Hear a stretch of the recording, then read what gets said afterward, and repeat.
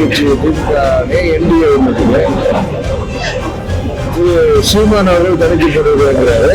கடந்த அமைப்பு திரு விஜய் அவர்கள் தலைமையிலான ஒரு அணியாக இன்னைக்கு எந்த கட்சி கூட்டத்துல ஆள் இருக்காங்கன்னா அது எப்படி சேர்றாங்கன்றது இது எல்லாருக்கும் தெரிஞ்ச ஒரு உண்மை இல்லைன்னு யாரும் மறுக்க முடியாது. அதனால எடப்பாடியார் மட்டும்தான் அப்படி காசு கொடுத்து கூப்பிடுறாரா அப்படின்றதுல இன்னைக்கு எல்லா கட்சியும் அப்படிதான். இதுல விதிவிலக்கு தேமுதிக.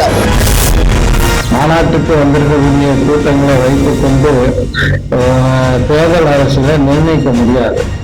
ஏனென்றால் தேர்தல் என்பது தனி கலை. விஜய் தமிழ்நாட்டு அரசியலில் சட்டமன்ற தேர்தலில் பெரும் அளவுக்கு அவரால் வெற்றி பெற முடியாது. நிச்சயமாக திமுக கூட்டணி, அதிமுக கூட்டணி அதுக்கு அடுத்த நிலைக்கு தான் அவர் செல்லக்கூடிய சூழ்நிலை.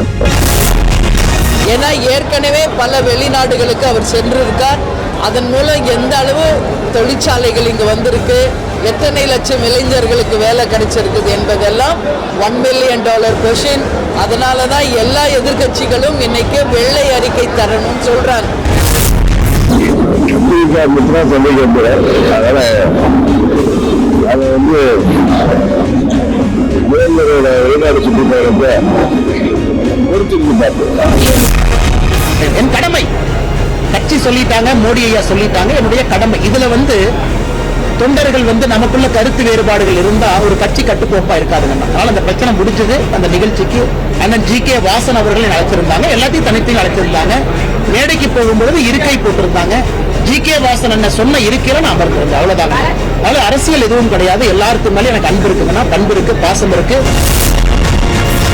ஆர்வமா இருக்கு. அதுக்காக தான் இந்த பயணம், நடைபயணம். நம்ம உரிமைகள், நம்ம உரிமைகளை மீட்டெடுக்க வேண்டும். சும்மா சாயங்காலம் நான் போய் நடக்கிறது அது வேறு. எனக்கு அதை விட காலையில இது போன்ற திட்டங்கள் பார்க்கறது எனக்கு ரொம்ப மகிழ்ச்சியை கொடுக்குது. மகிழ்ச்சி ஏன் கொடுக்குதுன்னா நான் நிறைய பேசி எனக்கு நான் தெரிஞ்சுக்கிறேன்.